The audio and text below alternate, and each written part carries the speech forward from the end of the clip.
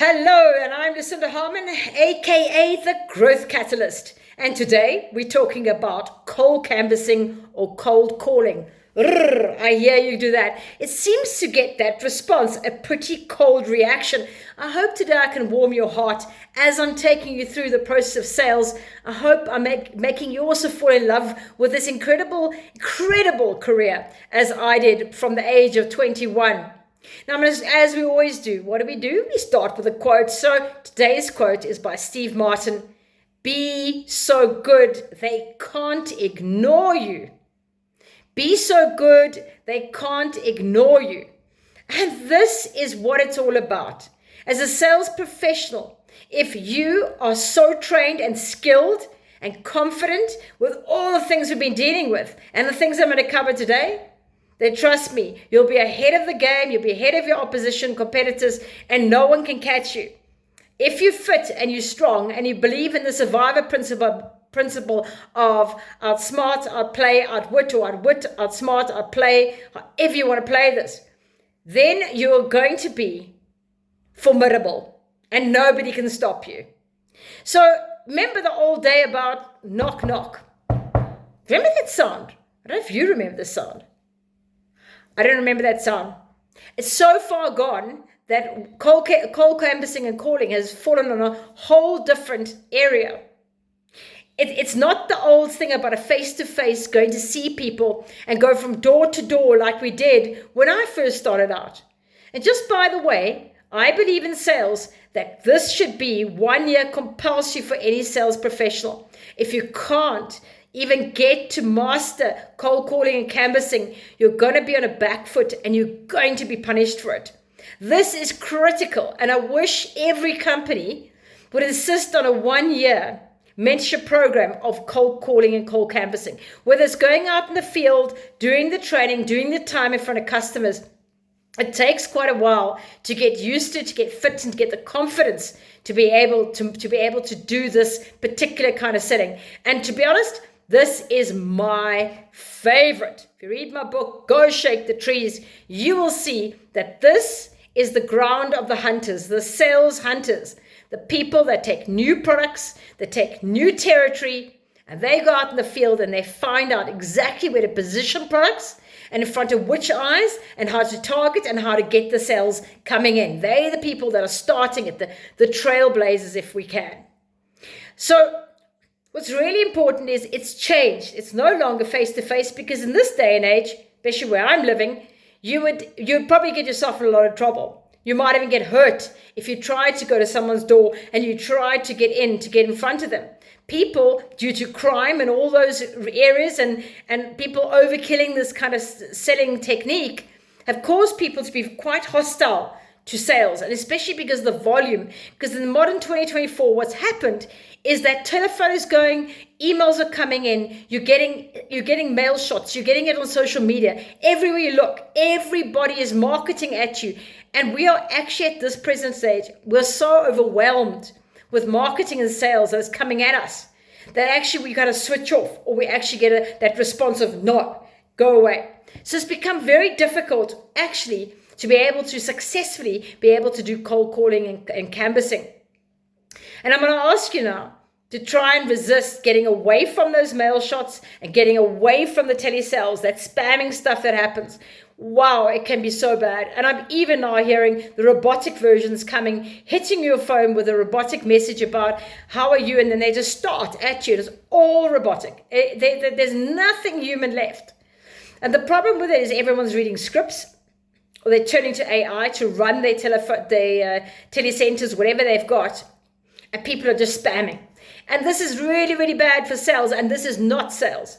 This is not sales at all. Sales is a skill, and this is not skillful.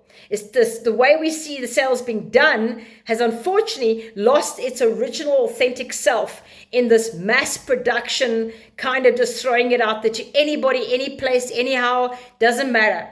There's style and skill to this, and you've got to be a proud salesperson to learn all about this. So the first part is the how-to, and the second part is the qualities of the hunter. I really want to touch on this because you might just have that within you. Or you might want to start working at becoming a better hunter. Because the worst thing is you go and get a job and people haven't kind of worked out what the specification is for that sales position that you're in, and you find yourself having to do this work. And now you're really in overwhelm. It feels like you're in the middle of an ocean and you don't know where to turn, and you've got no idea about where to start. So I'm going to help you those two things today. And please, while we're at it, please like, please share, please join my channel. Let's get it moving and let's get this out to as many sales professionals we can, because I'm here to get it out. In the time that I were left on this planet, I certainly want to be able to take my 35 years of experience and be able to upskill and support those sales professionals, especially the younger sales professionals coming out into the sales force. So first of all, how to.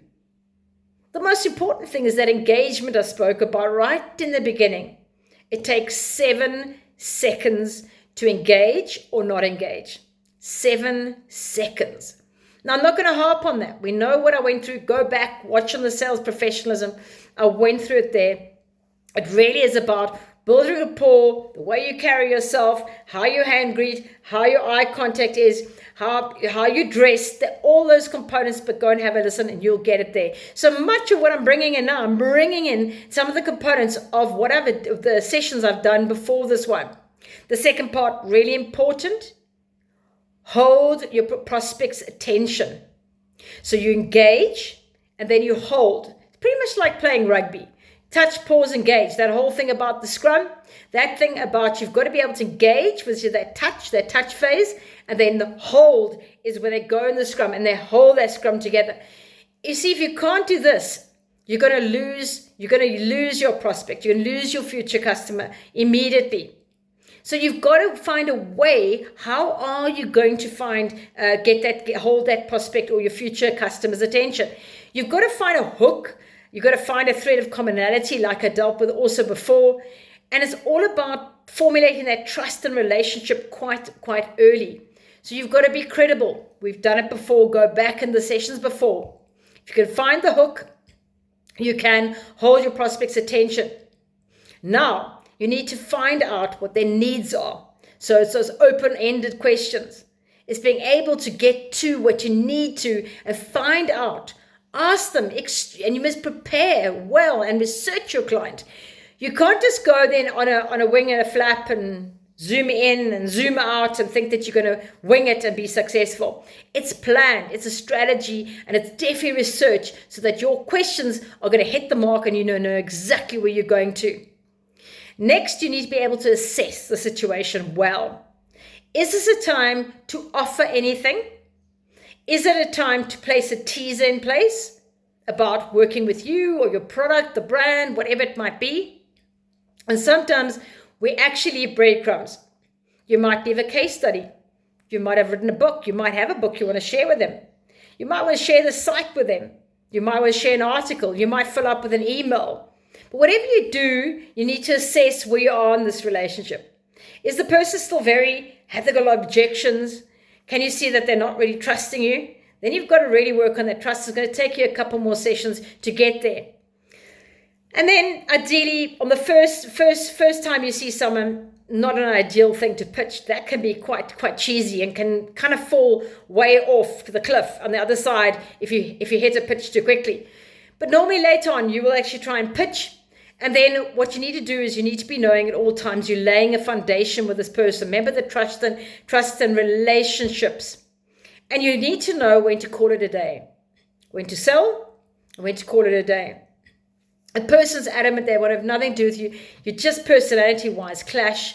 Whatever it might be, maybe it's just not a good day for that person. Maybe they're going through something critical. Maybe they've had a loss or something like that.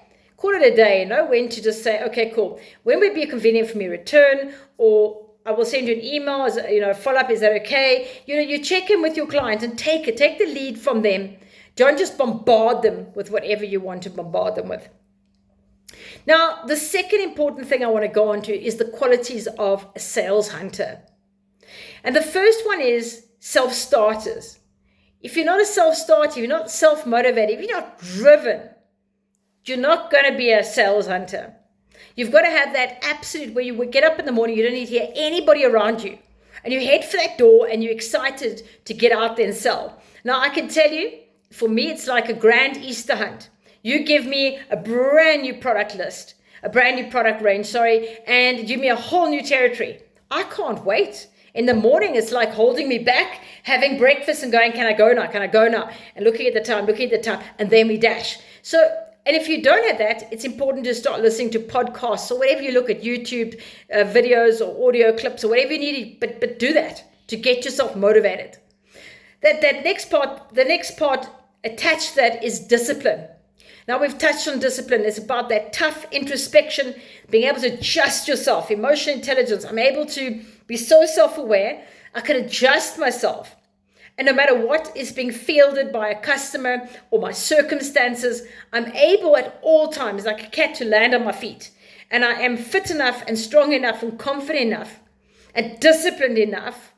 Not even if I feel like I'm tossed upside down, I still have this poker face, smile on my face, looking at you, carrying on like nothing's affected me. Even though inside I could all be going like this, on the outside it's like, and that is discipline. In front of the mirror, I spend a lot of time in front of the mirror, practicing things, words, things that people are saying to me that I eventually became very, very quick. And that's often why I teach that off the cuff, kind of on the hot seat kind of training. It fits in here to become extremely disciplined. The next part is about you've got to learn to be comfortable being uncomfortable. And that people can't understand. You've got to know that you might get smacked with no, rejection, objections, rejection. And you've got to become so comfortable when things are not okay and you feel like, what the heck am I doing today? Should I call it a day? And then you go, no, heck no, we're only just getting started. Because now you know you're not going to let fear win. You're going to say, I'm the master. I'm the master of my life. And this fear is not going to stop me today. That next all-important part is about visibility. Never underestimate the power of visibility. Never. If you're not out there, if you're not seeing clients, and I think after COVID, I see so many sales professionals where they feel they don't have to see people anymore. Yes, you do. And people not following up with emails or following up in whatever way they can, sending something of value or use for the customer. It's so important to keep this up. And I think this is where so many people let it go. They don't understand the power of visibility. That customer is somewhere, you're always top of mind, and you need to be top of mind. Not be a nuisance, not be ridiculous. But if I'm adding value to you and I'm giving you some sort of benefit for knowing me, around me, I pop in, or I see a receptionist, or I'll see someone around that person. So they will say, oh, guess who was here earlier? Lucinda came to visit. Did she? And so you all the time are keeping up a level of visibility, as well as your social media. However you want to do that. My main one is LinkedIn. LinkedIn, and I feed it through YouTube. That's my way, and it works for my business. It depends what you want to do. Some do TikTok, might be Instagram, depending on where who you're marketing to and where your clients are hanging. The other part is sell, and the selling and the marketing.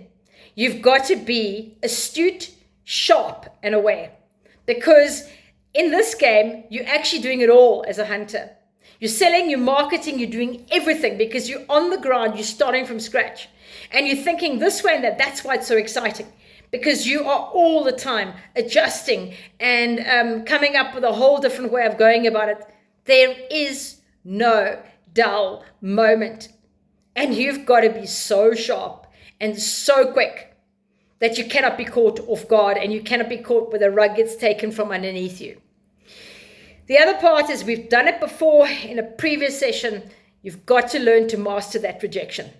Because the rejection is going to get to you, you're not going to get out there, and you cannot hunt at a level that a proper professional hunter is needed at. The no's must feel you. The no's must feel you. When someone says a no, I go, bring it on. Because I know one no gets me closer to yes. I can say that without even thinking. Someone says no, I go, yay. That's great. I'm one no closer to yes. Another no closer, and I'm getting closer, and it's fueling me. And that is a big thing. So remember that. And then these great listening skills. Remember the active listening. Very, very important. Remember to go back on that session about the listening skills, the art of communication, the last one I did before this session. And then great communication goes together, like with the listening skills, and about engaging and persuasion. We've done all of these great things. They all come in to being a top class hunter. If I can tell you, to be honest, people think that cold canvassing, whatever, is for rookie, junior reps, and they give people these silly little jobs. You go sell something, and they want to pay the person so little money. But a proper professional sales hunter should be paid a fortune to take any product to the market and be able to get sales in and to get that product into that particular territory and to be getting a positive spin. That person should be actually given a top salary. And I really hope before my time ceases to be, I hope I see a change in this, because as a top sales professional, top sales hunter, it comes at a heck of a cost to that person. They've got to be extremely, as you can see, disciplined. They've got to be visible. They've got to be self-starters. They are not high maintenance. They don't need to be micromanaged. They've got it all on their own bat. You've just got to let them go. And I always say, don't get in the way of a hunter, and don't think that you can tell them what to do. That's the worst thing you do as a sales hunter. They will then reverse, and you'll get them doing absolutely nothing. So the main thing for a sales hunter is the chase. It's a game, like I said, about the treasure hunt. It's going out there and doing whatever it takes to get a sale. And I can remember in my time, I would hit up to 21 calls a day. When you were asked to do something between 7 and 11, I already was at 21 when I was motivated. And that is actually what you want to do. But please make sure if you do 21, you're doing proper sales. Handing out a business card is not a sale. Going in because your CRM tool dictates it is not a sale. A sale is actually having a conversation and laying the foundation, even if it is those breadcrumbs, whatever you're going to leave, the how-tos, a teaser, whatever you're going to leave, make sure you're leaving something memorable and that you are keeping yourself top of mind. So time is money. We've agreed on this before as well. And we need to respect time. It's really important with you picking up the phone, with you writing an email, with you asking for an actual Zoom call, Teams call, or a face-to-face call. You remember, with communication, keep it clear. Make it very understandable. No waffle is allowed. And make sure in everything that you're doing, you're following up all the way through the process. Because you're only as good as your last call. If you have a bad call and you let the ball drop, the opposition's going to pick it up and they're going to run. Don't give away anything for free. I think that's kind of where we're at. I've told you all about today, cold calling, canvassing, and the hunting game, how to do it, and then what is it about actually, the how to, and then the qualities of a top sales hunter. So I'll tell you what we're going to do next time. It took me years to get this. I only really grasped this about 4 or 5 years ago. It's all about that thing called storytelling. So next week it's going to be all about sales and storytelling and sales.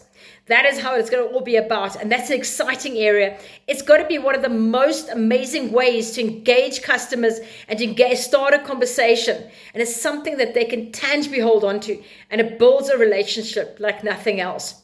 So that's from me. That's it from this week from me. Go out there and really take this out. All this information. Share it with those you know. Leave your comments below. Give me a thumbs up. Give me a like, please. We love the love flooding in. And for now, I'm going to challenge you.